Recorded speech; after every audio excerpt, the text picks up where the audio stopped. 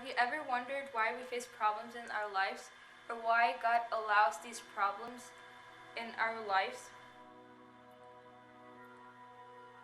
I've been having this question for so long, and then I read Job. I've been reading Job, and it starts by a conversation between God and Satan, and God told Satan, "From where do you come?"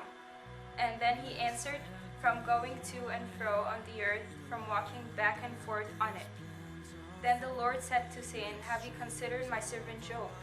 And there is none like him on the earth, and blameless and upright man, who fears God and shuns evil." Satan answered God and said, "Does Job fear you for nothing? You gave him everything. You gave him money, you gave him servants, and he has a lot of animals, and you gave him children, you gave him a wife. That's why he loves you, that's why he follows you."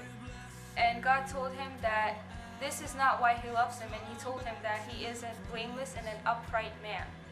So Satan told God, "Okay, well, we'll see. If I take everything away from him, is he still going to love me?" God told him, "You can do whatever you want, but don't touch his health." So Job did that, and he took away everything he owns. His children died, and he wasn't rich anymore, and he lost all his animals and his servants. But Job actually said, "The Lord gave, and the Lord has taken away. Blessed be the name of the Lord." In all this, Job did not sin nor charge God with wrong. Even though all that happened to Job, he did not complain. And then Satan came again to God, and he told him, "Okay, he does that because he's perfectly healthy." And God told him, "Okay, you can do whatever you want, but don't kill him." In verse 7, it says, "So Satan went out from the presence of the Lord and struck Job with painful boils from the sole of his foot to the crown of his head." And then after that, it starts saying that he had like skin diseases. And after that, his wife told him, "Do you still hold fast to your integrity? Curse God and die." So even his wife told him to curse God and die.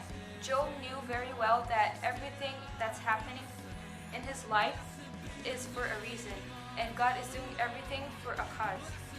So while I was reading this story, I was thinking that maybe we complain way too much. Maybe God has a reason for everything. Maybe every time you face a problem in your life, you just have to remember that God planned this life for you. And there is a cause, there is a reason for everything. Maybe He just wants to teach you patience. Maybe He wants to test your faith. Maybe He wants to tell you that you need to trust Him more. Maybe you need to talk to Him more than you talk to people. Because I faced that before. I had a lot of problems, and I would go to my friends before I would go to God. And that's how He taught me to trust in Him and to go to Him first. So there's a reason for everything.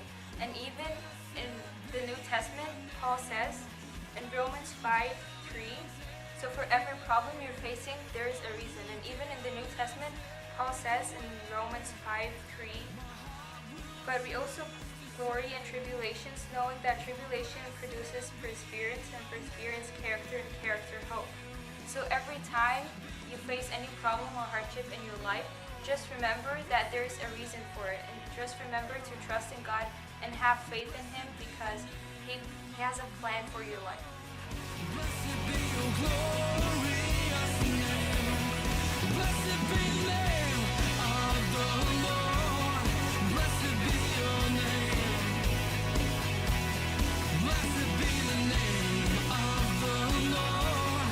Blessed be your glorious name. Blessed be your name.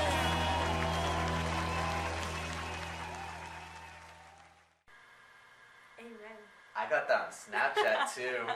Oh, snap. Chat. Oh!